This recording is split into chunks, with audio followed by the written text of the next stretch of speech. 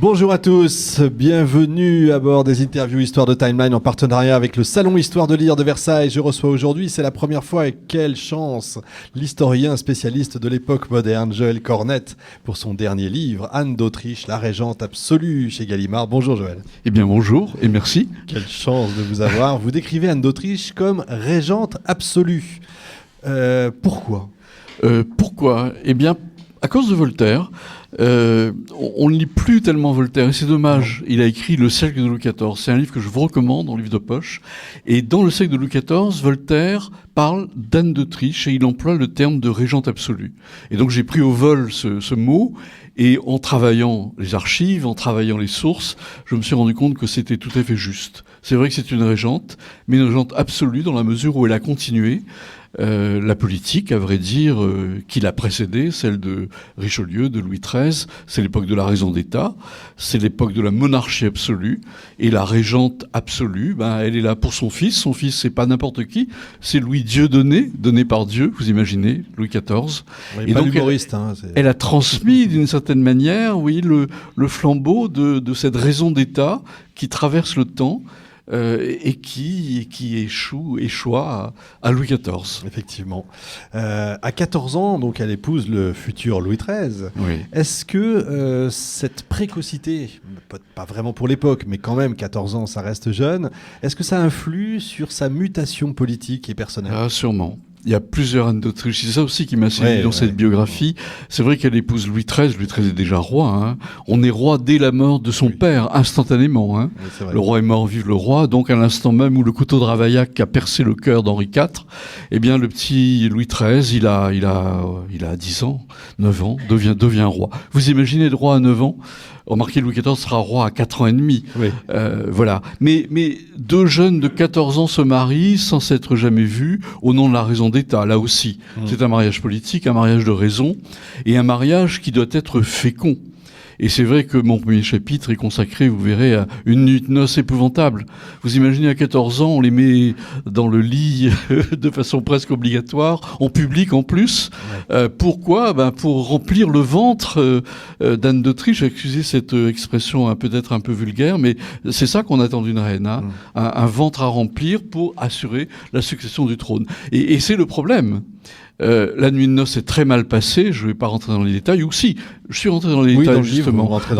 On a des sources formidables. Songez que Louis XIII a eu un médecin qui s'appelle Jean Héroard, et ce Jean Héroard a suivi au jour le jour la vie de Louis XIII, de sa naissance jusqu'à la mort d'Héroard, à La Rochelle en 1628, et on a un journal extraordinaire qui fait, je crois, 14 000 pages, je dis bien 14 000 pages, où Jean Héroard note tout, ce que le roi mange, ce qu'il boit, ces matières fécales, excusez-moi aussi de l'expression, hein, mais voilà, et ses rêves, et ses cauchemars, et ce qu'il dit, ce qu'il aime, ce qu'il n'aime pas. Et donc c'est une source extraordinaire. Je pense qu'on n'a pas une telle source sur aucun homme, aucune femme dans l'histoire, hein, le journal de Jean Héroard. Et donc je me suis servi, c'est une des sources évidemment de la biographie, de cette source formidable, et on a justement le récit des premières relations. Alors évidemment, on est dans une société chrétienne, on va pas parler de sexualité,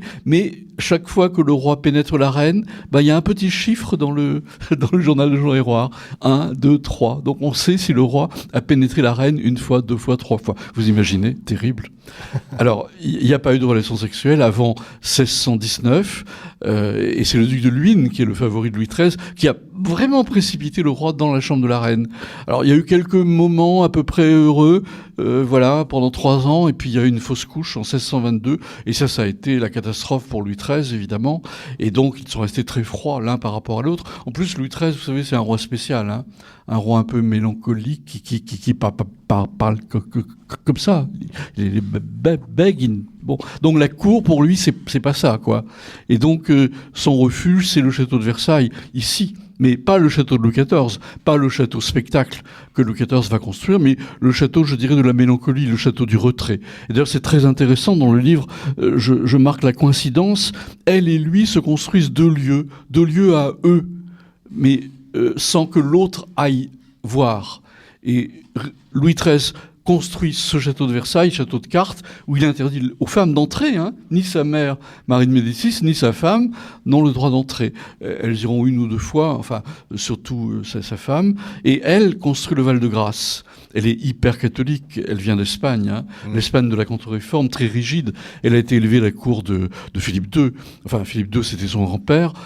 Et donc, elle apporte avec elle cette austérité, c'est presque cette macération religieuse terrible. Elle est percluse de dévotion. Elle le restera d'ailleurs jusqu'à la fin de sa vie. Et elle transmet ça aussi à Louis XIV, hein, le très chrétien. On est dans une société hyper catholique, c'est ce que j'ai essayé de montrer aussi. Et d'ailleurs, leur mariage, Louis XIII et Anne d'Autriche, a été conçu comme une sorte de, coalition des deux puissances catholiques, la France et l'Espagne, contre l'hérésie. La double hérésie que constituent le protestantisme et l'islam. C'était ça le projet du mariage. Évidemment, la croisade ne s'est pas faite. La lutte contre le protestantisme s'est faite, oui, comme vous savez. Ça, c'est inscrit dans la longue durée. Voilà, il y a tout ça dans le livre, hein. Et c'est ça aussi qui m'a passionné. C'est le premier XVIIe siècle, le XVIIe siècle encore très turbulent politiquement. C'est encore la féodalité, et Anne d'Autriche a se coltiner tout ça, enfin cet univers de résistance, des aristocrates, des oppositions multiples, et elle va se heurter notamment à la Fronde. Hein, et c'est vrai que, pourquoi j'ai écrit cette biographie, je voulais depuis longtemps écrire un livre sur la Fronde. La Fronde, comme vous savez, entre 1648 et 1652, c'est la dernière grande révolte avant la Révolution. Révolte multiple, révolte des parlements, des aristocrates, je pense au prince de Condé, révolte des villes, révolte des paysans, révolte des travailleurs de terre. Et donc c'est une révolte absolument multiple. Notez d'ailleurs que toutes les périodes de régence dans l'histoire de France sont des périodes de révolte. C'est-à-dire je dirais, c'est l'état mou. L'état mou, c'est quand il n'est pas incarné. Donc toutes les périodes de minorité où le roi est un enfant, c'est des périodes où s'engouffrent toutes les contestations. Hein, c'est la guerre de religion. La nature a horreur du vide. De toute voilà, façon, la nature et la politique ont horreur du vide. Donc il faut que l'État soit incarné. Et quand il est incarné par un homme vigoureux, Louis XIV, voilà, mais Louis XIV a 20 ans, voilà, l'État c'est moi, et même s'il n'a jamais dit cette phrase, là l'État devient absolu. Et vous voyez, la période justement de la régente absolue, c'est extraordinaire. Un État où le roi est un enfant, et un État qui est incarné. Aujourd'hui, on parle beaucoup d'immigration, mais songez que c'est un Italien et une Espagnole qui ont géré l'État de France dans ces années-là. Donc, deux étrangers, finalement, à la tête de l'État et à la tête de la monarchie, et qui ont maintenu vraiment à flot le vaisseau de l'État envers et contre tous. Et c'est ce que j'ai aussi voulu montrer dans ce livre. Et vous le montrez très bien. Alors, c'est une femme extraordinaire parce que infante d'Espagne, ensuite elle devient reine de France, elle est reine-mère, ensuite elle est régente. Enfin, quelle vie incroyable. Voilà, elle a vécu 65 ans. Alors, vous me direz aujourd'hui 65 ans, c'est pas très vieux, mais à l'époque, 65 ans, c'est une vraie vie. Hein. La moyenne d'âge, c'est 30 ans. Je disais souvent à mes élèves, ça les traumatisait un petit peu, quand j'avais une classe de seconde, et pour leur faire comprendre le XVIIe siècle, je leur disais, vous voyez, si vous viviez en 1600, la moitié d'entre vous serait déjà mort. Oui, ça calme un peu. Vous imaginez ? C'est-à-dire que je me souviens toujours de cette phrase de Pierre Goubert, l'historien, « Il faut 2 enfants pour faire un homme ». Aujourd'hui, la mort d'un nouveau-né, c'est évidemment une catastrophe épouvantable.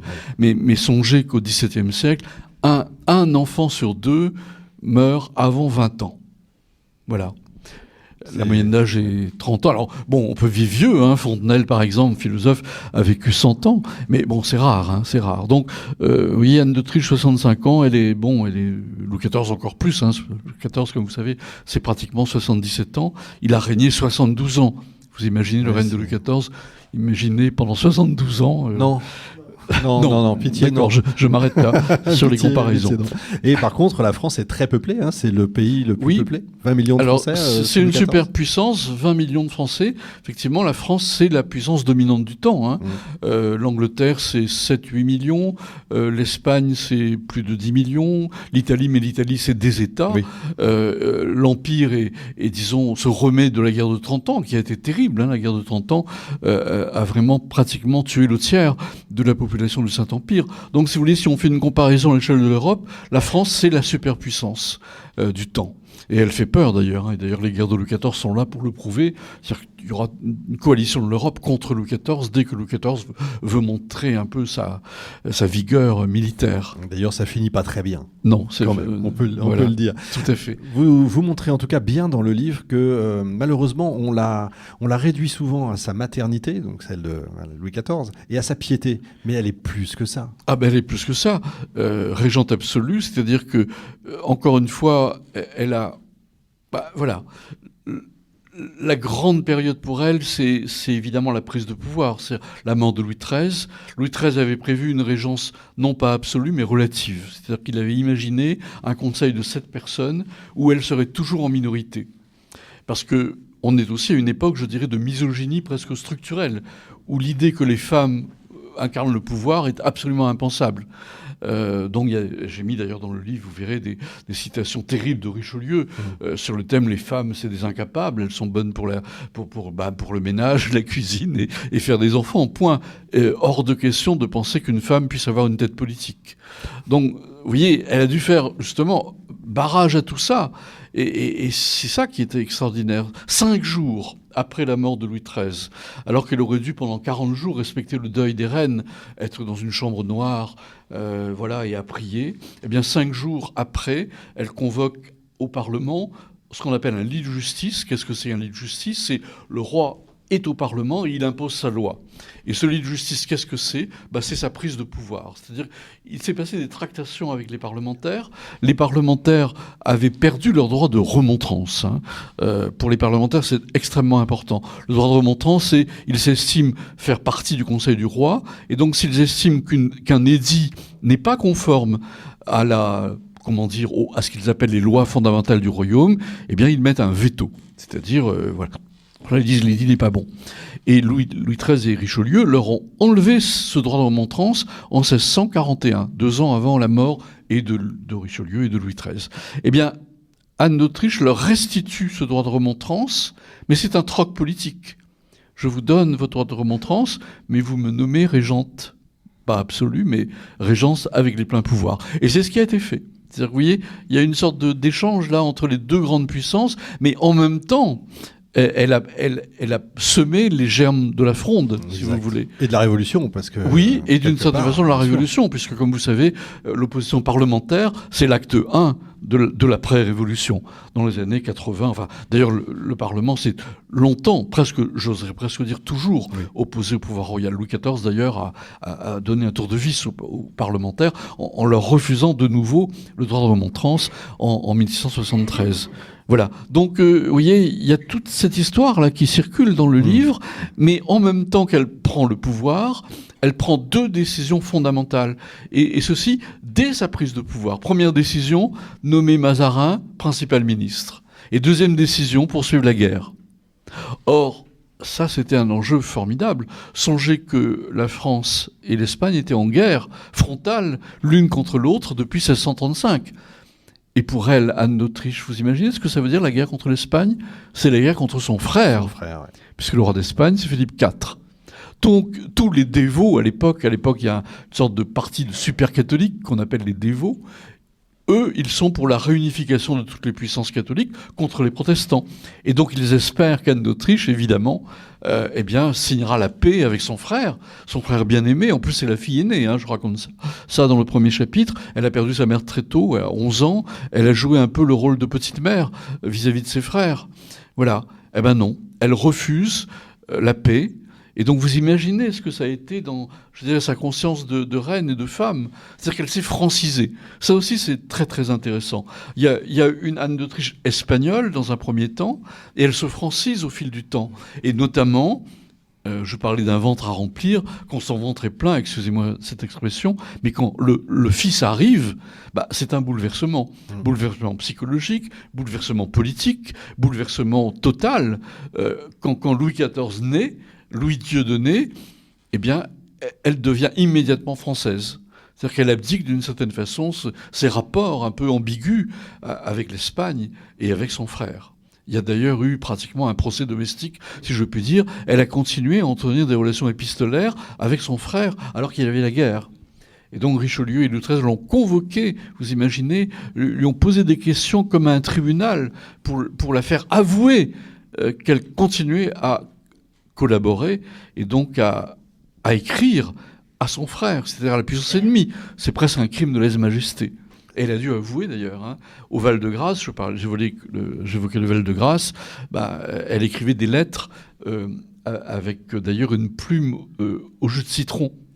C'est des lettres codées, et donc on peut lire ces lettres par un processus particulier, mais faire chauffer voilà, un petit peu en dessous. Voilà. La mais Richelieu avait des espions et des espionnes. Une partie des religieuses du Val-de-Grâce étaient des espionnes de Richelieu et qui ont vendu la mèche, si vous voulez, et dit que la reine elle écrit là des lettres à l'Espagne en pleine guerre, vous imaginez. Ce qui est étonnant, c'est que ça va arriver à Marie-Antoinette.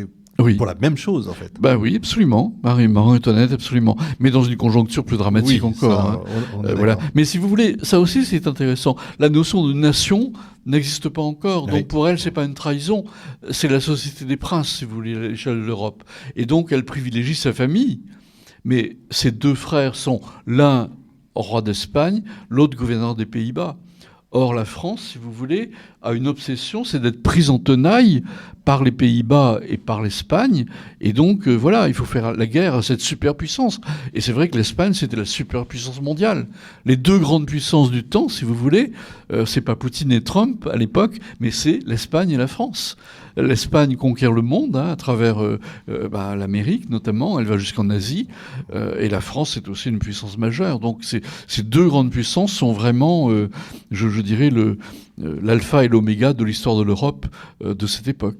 Très rapidement, vous pouvez peut-être revenir sur pourquoi on l'appelle Anne d'Autriche alors qu'elle vient d'Espagne. C'est très simple. Sa mère est autrichienne, tout simplement. Voilà. Et c'est les Habsbourg. C'est les Habsbourg. Donc les Habsbourg, si vous voulez, c'est la grande famille de Charles Quint et Habsbourg. Donc elle continue à s'appeler Anne d'Autriche, mais elle est bien espagnole. Elle est née à Valladolid en 1601. Elle parle évidemment le castillan. Elle est espagnole jusqu'au bout de ses ongles. Elle apporte d'ailleurs le chocolat à la cannelle, s'il vous plaît, en France. Voilà, donc voilà, elle est vraiment espagnole. Allez, petite question, on évacue. Louis XIV est vraiment le fils de son père ? Oui, évidemment. Oui, il y a eu des légendes des légendes noires. C'est pendant la Fronde, Alors oui, elle a été traînée dans la boue. Anne d'Autriche pendant la Fronde, il y a ce qu'on appelle les mazarinades. Les mazarinades sont des pamphlets écrits au moment de la Fronde, et donc là on la traite de tous les noms et on l'accuse d'avoir des relations sexuelles avec Mazarin. Évidemment, je cite j'ai pas la page là, mais des pamphlets épouvantables. Il la fout, etc. Enfin bon, je passe les détails. Bon, tout ça c'est faux. Évidemment, c'est des fake news, pour employer une expression actuelle. Vrai. Louis XIV est bien le fils de Louis XIII. C'est pas du tout Mazarin. D'abord, Mazarin était en Italie au moment de la conception. La conception s'est faite en décembre 1637. Et quant à Richelieu, non. Certains ont dit que Richelieu était le fils de Louis XIV. C'est tout aussi absurde. Évidemment. Qu'est-ce qu'elle a laissé à son fils politiquement parlant ? Elle a laissé plein de choses. Je pense qu'elle a été institutrice politique. Et ça aussi, ça m'a passionné dans le livre. C'est-à-dire que Louis XIV a eu un enseignement de plein vent, si vous voulez. Qu'est-ce que c'est un enseignement de plein vent ? C'est un enseignement dans la France. C'est-à-dire qu'elle a fait faire à son fils le Tour de France. Son fils a appris des institutions, a vu la société, a vu les villes, les consulats. Donc il a appris, si vous voulez, les institutions. Et en même temps, elle lui a enseigné la raison d'État. Elle lui a enseigné aussi un catholicisme intransigeant, très austère, très dur. Et c'est ce catholicisme, d'ailleurs, que Louis XIV va prendre en main, notamment avec la révocation de l'édit de Nantes. Je dirais que la révocation de l'édit de Nantes, c'est la succession religieuse de sa mère, où, finalement, Louis XIV devient presque Philippe II, si je puis dire. Philippe II se sentait comme le grand chrétien défendant le catholicisme à l'échelle de la terre. C'est un petit peu le rôle que Louis XIV a voulu jouer, notamment par la révocation de l'édit de Nantes en 1685. Et ça aussi, je pense, j'en suis même sûr, c'est aussi un héritage de sa mère. Elle a fait également des réformes, quelques réformes pendant sa régence. Oui, des réformes. c'est difficile de... Elle a tenu l'État, si vous Oui. voulez. Elle a continué, je dirais, la centralisation, les intendants, une législation partant de la tête, puisque l'histoire de France, c'est quand même l'histoire de l'État, et ça, c'est tout à fait intéressant. Donc c'est ça qu'elle poursuit, d'une certaine manière. Elle n'abdique en aucune façon l'héritage de Louis XIII de Richelieu, bien que ses relations avec Louis XIII et Richelieu étaient très très difficile, évidemment, ce que je montre tout au long du livre. Il y a l'importance aussi de sa maison, la maison. Oui, la maison de la Très reine. important. Alors la maison, c'est comment vous dire, c'est tout un organisme Son entourage. avec des centaines de personnes à son service et aussi des gens qui font partie de sa cour. Et c'est un moyen de fidélisation. C'est-à-dire que beaucoup de jeunes filles de l'aristocratie, ou de jeunes hommes d'ailleurs, font leurs armes de discipline presque sociale, à la cour, auprès d'Anne d'Autriche. Et ça, c'est un acquis tout à fait important et qui est un héritage ancien. D'ailleurs, j'ai écrit une précédente biographie sur une autre Anne de Bretagne, puisque je suis breton. Eh bien, c'est Anne de Bretagne qui a inventé ce qu'on appelle la cour des dames. Et Anne d'Autriche a aussi une cour des dames, comme d'ailleurs Catherine de Médicis. Voilà, et donc ça fait partie aussi de cette discipline de la noblesse qui parcourt tout l'Ancien Régime et dont elle est une figure tout à fait imminente. Avant les questions du public, est-ce qu'il y a, selon vous, une grande idée fausse ou plusieurs grandes idées fausses qu'il faut tout de suite mettre de côté sur... Alors, une idée fausse, vous avez évoqué Louis XIV, Bien fils sûr. de, je ne sais pas trop qui. L'autre idée, c'est les relations, on l'a pas évoqué encore, relations entre elle et Mazarin. Ouais. Puisque vous savez qu'on a beaucoup dit qu'entre elle et Mazarin, il s'est passé une histoire presque d'amour, puisque la princesse Palatine elle-même, versaillaise ô combien, au temps de Louis XIV, a dit que non seulement ils étaient amants, mais qu'ils se sont mariés secrètement, un peu comme Louis XIV l'a fait avec Madame de Maintenon. Bon, je pense que c'est pas vrai, pour plein de raisons. Première raison, s'il y avait eu une relation sexuelle entre Anne d'Autriche et Mazarin, on le saurait. Pourquoi on le saurait ? Parce qu'elle mène une vie publique. Vous imaginez la vie d'une reine. Du matin au soir, c'est public, y compris avec les servantes, avec les domestiques. Donc, s'il y avait eu une relation, il est évident que quelqu'un l'aurait dit, si vous voulez. C'est-à-dire qu'on aurait une source d'un contemporain. Or, on n'a aucune source. Donc, je suis historien, donc je ne travaille que sur des documents. S'il n'y a pas de documents, je dis rien, puisque je ne sais pas. Alors, deuxième idée, je pense qu'il s'est formé un triangle sacré, si vous voulez. Qu'est-ce que c'est ce triangle sacré ? Mazarin a été nommé parrain de Louis XIV par Louis XIII. Or, parrain, on a un peu oublié aujourd'hui ce que c'est qu'un parrain. Un parrain, c'est le deuxième père. Alors, vous imaginez, Louis XIV perd son papa à 4 ans. Son deuxième père, c'est Mazarin. Et donc, c'est ça ce que j'appelle le triangle sacré. Louis XIV enfant, Anne d'Autriche et Mazarin. Voilà, c'est un triangle, si vous voulez. Et un triangle au service de la monarchie absolue. Puisque le but des deux, Mazarin et Anne d'Autriche, c'est d'élever Louis XIV, je dirais, à la raison d'État, à l'apprentissage du pouvoir, à l'autorité politique, à la monarchie absolue. Et c'est ça qu'ils ont fait. C'était ça leur mission, si je puis dire. C'est-à-dire élever Louis XIV et faire de Louis XIV un roi. Et c'est ce qui a été fait. Et c'est ce que le livre raconte. Et il le raconte très très bien. Est-ce qu'il y a des questions ? Ils sont vraiment très sages aujourd'hui, c'est bien. Combien de temps il vous a fallu pour écrire ce livre et avoir tous ces documents ? Écoutez, c'est Gallimard, c'est une maison très exigeante. Oh, oui. 480 pages quand même. Mais je suis très heureux de travailler pour Gallimard. Et je dois dire que j'ai un éditeur formidable qui s'appelle Rana Lévy, qui est d'une exigence éditoriale particulière. Voilà, et donc ce texte a été beaucoup travaillé, beaucoup écrit, beaucoup réécrit, plusieurs années, évidemment. Mais je pense que... Enfin, je suis jugé parti, j'ai pas à me juger moi-même, mais disons, le livre est le résultat je dirais d'une vie quand même, parce que je suis historien depuis un certain temps, j'ai pas l'âge de Louis XIV à 4 ans et demi, donc j'ai un certain passé historique de recherche, et donc j'ai mis dans ce livre l'essentiel de ce que j'ai appris pendant toutes ces années. Voilà, donc c'est une sédimentation, si vous voulez, de travail et d'expérience, mais je pense que c'est important de tirer le fil d'une vie. L'histoire, c'est d'abord une biographie. L'histoire est faite de chair et de sang. L'histoire n'est pas désincarnée, et donc je vais de plus en plus vers des vies. parce que c'est des vies qui synthétisent finalement l'essentiel de l'histoire. Voilà, l'histoire, c'est une matière vivante. Exact, et des vies qui traversent le temps. Pour terminer, Anne d'Autriche, souveraine de transition ou vraiment actrice décisive de la monarchie moderne? Elle a assuré la transition, évidemment, avec son fils Louis XIV, mais c'est une période décisive de l'histoire de France.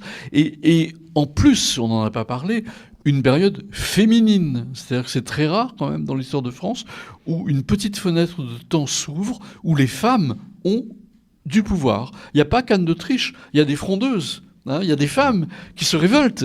J'ai même eu une étudiante formidable qui s'appelle Sophie Vergne, qui a fait un livre, une thèse remarquable, qui est devenu un livre qui s'appelle Les Frondeuses, aux éditions Gallimard. Je vous recommande ce livre. Et les frondeuses, c'est des frondeuses qui sont à la fois du côté d'Anne, mais aussi contre Anne.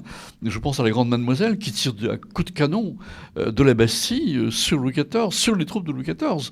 Donc vous voyez, il y a là une petite fenêtre féminine tout à fait intéressante, unique dans l'histoire de France, puisque les premières ministres femmes de la Ve République, comme vous savez, n'ont pas eu le pouvoir très longtemps. Non.